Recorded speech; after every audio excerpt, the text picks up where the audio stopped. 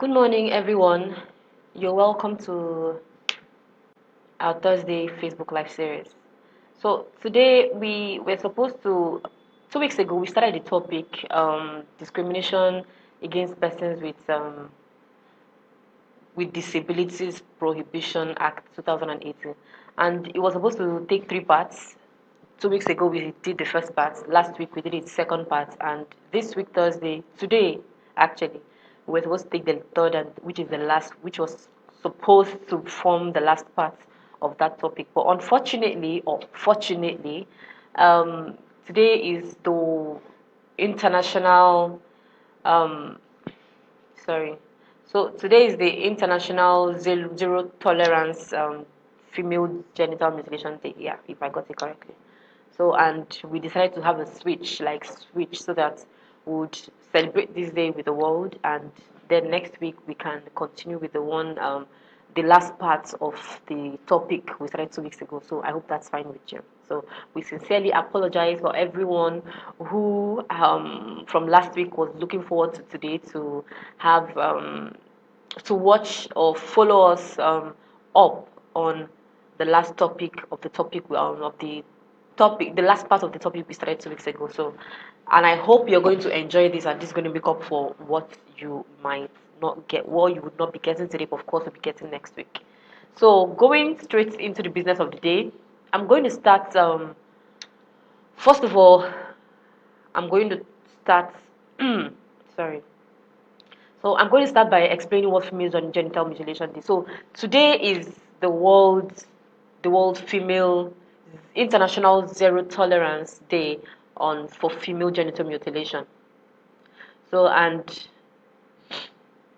sorry, I have to check. So okay, so basically today this day was the first time this February 6th was began the day for celebration of female genital mutilation was in 2003, and since then it's a day annually that occurs annually where the world um, treats issues. The world has marked here to talk about issues relating to female genital mutilation for the purpose of combating this evil. Yeah, female genital mutilation doesn't have any gain. There's no mental gain. There's no human rights gain. There's no health gain. Nothing at all. So for a start, we are going to discuss or explain or define what female genital mutilation, otherwise known as female circumcision or female genital cutting, or in short, FGM. So, female genital mutilation, also known as female genital cutting or female circumcision, is the ritual cutting or removal of some or all the external female genitalia. So, this practice is found in some Africa, Middle East, Asia, and some other communities in which and some other communities here, but mostly it is found in these 3 parts. These parts, these countries form the major, or these continents form the major parts of the places where female genital mutilation is on the high. So, according to United Nations and WHO, the basically the United Nations Health Agency and the WHO, um, the health impact of female genital mutilation is the health impact of female genital mutilation takes about $1.4 billion annually, globally. So you can imagine when something that has no gain at all, in fact, has so many disadvantages, takes more than or just about $1.4 billion annually, globally, to sort out issues caused by this evil. So the world spends $1.4 billion annually to treat health issues impacted on women and girls via female genital mutilation. So, the United Nations Health Agency further states that this $1.4 billion,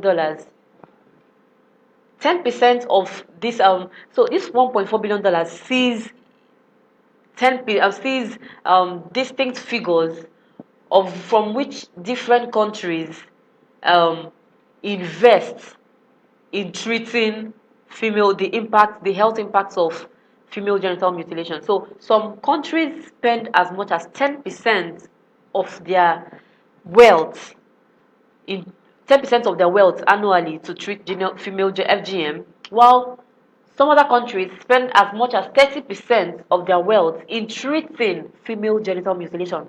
Does that really sound right? It doesn't. If if these monies were used in investing and building the society, of course we wouldn't be complaining. But this is something that we can stop. This is something we can avoid, and yet we have decided not to avoid it. And instead, we spend our fortunes on treating the health impacts of this thing. So, FGM is not only a catastrophic abuse of human rights that significantly harms the physical and mental health of millions of girls and women. It is also a drain on a country's vital economic resources. So this was said by Dr. Lan Askri, the director of WHO, Department of Sexual and Reproductive Health and Research. So, okay, there's this book. Well, yeah, there's a book called Ututu, also known as Second in Command. So I know the person who wrote this book, and when I went through it, and I found out that it was basically talking about gender disparity and the evils of the health, mental and physical impact of female genital mutilation. I was really impressed because the book is a short story but very detailed. So it talks about how a little girl who, of course, grew into a woman, got married, and faced a lot of challenges due to the fact that she was circumcised at birth. So, female genital mutilation causes a whole lot of things, from bleeding to infections to pains during menstruation to difficult delivery to scarring of the female's private parts. It also causes inability to. It also causes a woman um, the inability to enjoy sex. So there are lots of, and it causes mental um, instability, because if a woman is experiencing all these things or some of these things in her marriage, in her life, which of course would still live with her even when she's married, the woman is bound to have psychological issues, mental issues. So, female genital mutilation, even though is done based on cultural practices and sometimes based on non-medical practice and medical reasons, it is not advisable.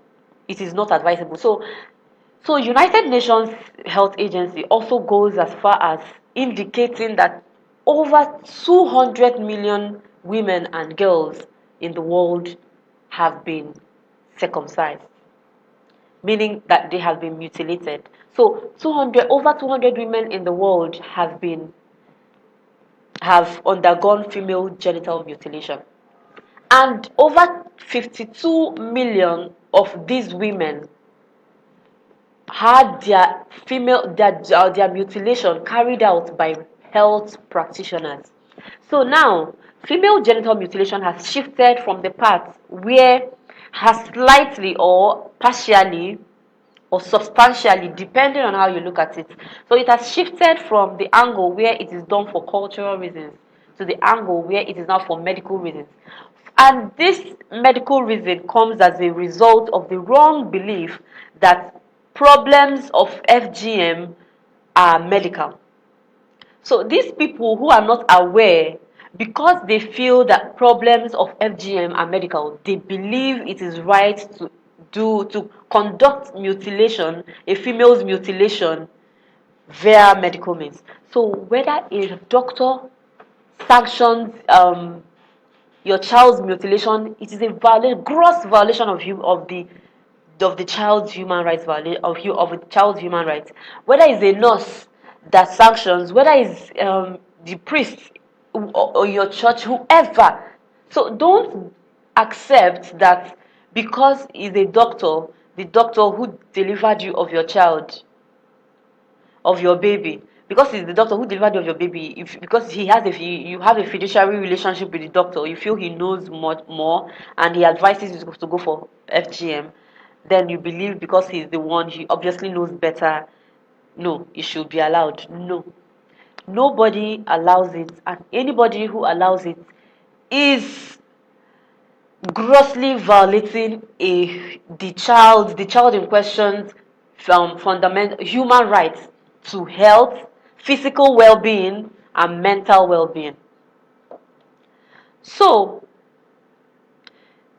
we can also see that okay, I've talked about the dangers of female genital mutilation, and I've also talked about, okay, there's an analysis.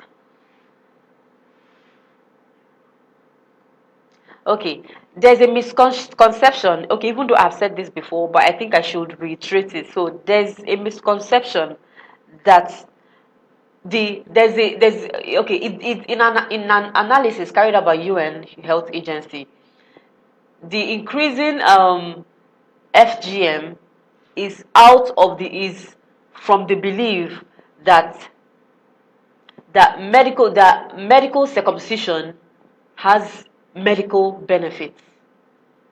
So people who are not learned, people who are illiterate, people who do not know much, believe that when female genital mutilation is done medically in a hospital by a health practitioner, it is not seen as the female genital mutilation that the world seeks or is fighting to stop. So, like I said before, even if it's a medical doctor who tells you or who carries it out on your child, the person has grossly violated the child or the woman's fundamental human rights. So, this female genital mutilation is carried out on a child from the age of 0 to 15 years. Meanwhile, um, people say that it is wrong. It is, even those who do not know as much believe that carrying out female genital mutilation on a child from the age of 0 is very wrong and maybe not really acceptable, maybe because of the tenderness of the child. So people, some of them believe that a child should have been gotten up to like 1 month before the female child should have gotten up to like 1 month or 3 weeks before the circumcision is carried out. However, all are the same. Whether it is carried out at the age of 5, whether the child undergoes that at the age of 5, at the age of 2, at the age of 20. Okay, 20 no, because that's an adult. At the age of 5, 10, 11, 8, 9, it is still a gross violation of the child in question's fundamental human rights. So, beautifully, a lot more women are beginning to understand the health hazards of female genital mutilation, and and they are together now fighting also to combat that process. So, at the moment, 26 countries in Africa and the Middle East have enacted laws fighting FGM. So, okay, that was at 1997, but currently the United Nations Health Agency is counting 33 countries in addition, with migrant populations from nations where it is practiced, to have also followed suit to enact laws against FGM. So UNICEF has found that the proportion of girls and women in high prevalence countries who want FGM stopped has doubled over the past 2 decades. So according to Ms. Ford, the United Nations Health Agency chief, they are making progress in fighting this FGM. And attitudes are changing, behaviors are changing, and overall fewer girls are getting caught. So this overall female, so initially I made mention of 200 million girls having undergone female genital mutilation. So this is the fewer girls. So before it was more, way more than that. It was way more than that. So there is progress in counting that 200 million, 200 million women and girls have undergone female genital mutilation. This is to count both the old and the young. So, and you remember also initially we stated that over 52 million of these 200 million had their FGM carried out by medical practitioners. So there is no reason, there is outrightly no reason you should have your child circumcised. I hear a lot of things where people say, yes, a female child should be circumcised because um, it would stop her from being promiscuous, and it would help her, like it's part of what a female child should undergo. Even though they don't have reasons, they feel it is part of it. No, a child is going to be, look, I have I have friends who are circumcised, who were circumcised, they are circumcised, and they are very promiscuous. I know people like that. So promiscuity is not a matter of endangering someone's life. It is not. There's no justification for that. So wherever people get their opinions and notion, I really do not understand. I really do not understand. And if you know how these things are carried out, especially for the parts where it is carried out culturally. So this cultural one is done by a herbalist. So you know these herbalists, how they can be. These people use objects, very sharp objects, which they reuse on other persons to mutilate children. These things, these objects can rust over time. These objects, of course, would get contaminated with germs and bacteria and all that. So you do not even know the disease the other child you have mutilated with this same object is carrying. So you mutilate this child, you take that same object, you mutilate this child, you put a lot of concussions on the parts where you have mutilated for it to heal and all that. So in the process, a lot of germs could go into the child's body, and these things sometimes, in most cases, form life-threatening complications. And some of these women, or most of these women, have carried these complications till the end of their time. Some of these things can never be healed. So you can imagine where a child is mutilated, the person has scars in her genitalia, which of course can cause constant pain. Some people go through pains just because of circumcision, lifelong pains. Then you have scars. So the person obviously would not enjoy sex. The the person will be mentally disorganized. The person goes through bleeding, and sometimes these children die from bleeding at the point where they are circumcised.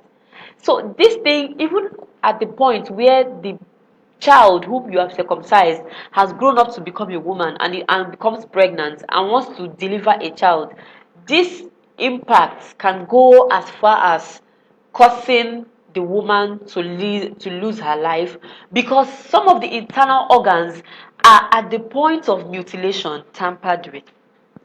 So we really hope that people get to be more aware of the dangers of female genital mutilation, so that together we can fight this epidemic that's eating really deep into the society. I'll repeat it again, there's no gain in female genital mutilation. So I hope that you all have enjoyed this very short session. And I pray that, I hope, let me not bring Bible into this. So I hope that you now understand, and I hope that you are going to help spread the word to your loved ones, to your families, to your church, and marketplace, anywhere, and help the world combat this epidemic. Thank you so much, and I really hope to get your questions if you have anyone. I really hope to get, because, like we said, FGM is a violation, gross violation of a child's human rights. So, if you have any complaints, any questions, we are eager to receive all these via direct message on our platform or comments on this video. Thank you so much for being with us, and I hope you join us next week when we shall complete the last part, the topic which we started last 2 weeks, which is Discrimination Against Persons with Disabilities Prohibition Act 2018. Thank you so much, and do have a beautiful day.